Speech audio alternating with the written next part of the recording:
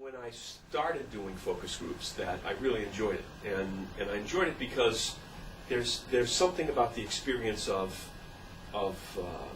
probing discussion that you just don't get from quantitative data. It can be both scary and exciting at the same time, because you really don't know in any given group what's going to happen.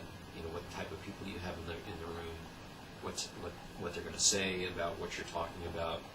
So there's really kind of a real element of exploration that is hard to get from other types of research where you're not directly interacting with people. So the opportunity to be in front of people and asking them questions directly and listening to what they have to say and comparing that in your own mind to what you kind of expected or didn't expect is really pretty fascinating to me.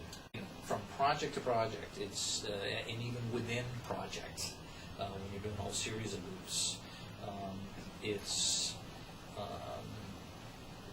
relatively unpredictable. Yeah, I mean, you never know what you're going to encounter in any one group. I enjoy people, and so there is something about the process of being in a room with 6 to 10 people and just exploring things with them for 2 hours. I think if you don't truly enjoy people, your chances of being a good moderator are significantly reduced. I enjoy the opportunity to meet a wide variety of people, either just sort of regular consumers or business people, and talk to them and understand why it is they feel the way they do, why they behave the way they do, why they make the choices that they do. One of the things that I've always felt is that even though a day later I can't remember a single face or name in groups that I did the night before, when I finish a group, this is going to sound odd, but when I finish a group, I honestly feel like I've made 8 friends. For me, it's important for the success of any group for as many as possible of all the respondents in the room to truly be engaged in the discussion, in what we're doing, in the process.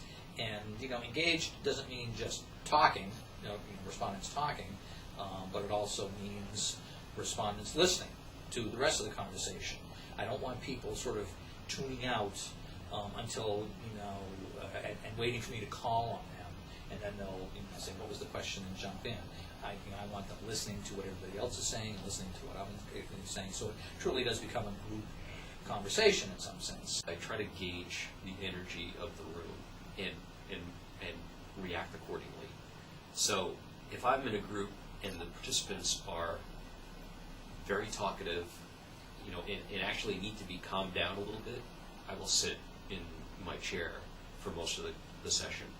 If the people are almost falling asleep, or they seem tired, or they just don't have a lot of energy, then I will get up and walk around a lot to kind of stir things up a little bit.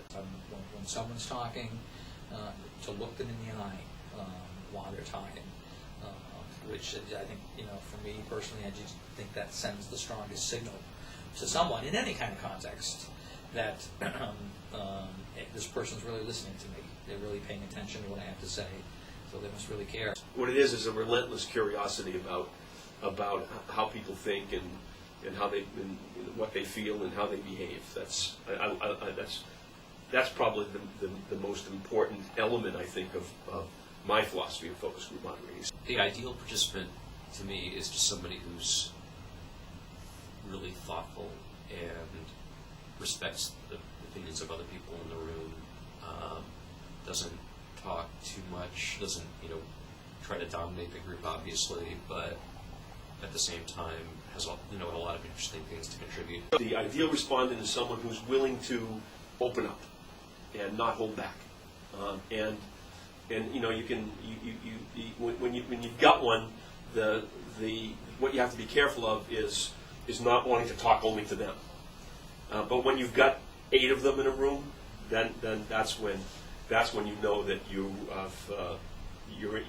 in something special, and that happens.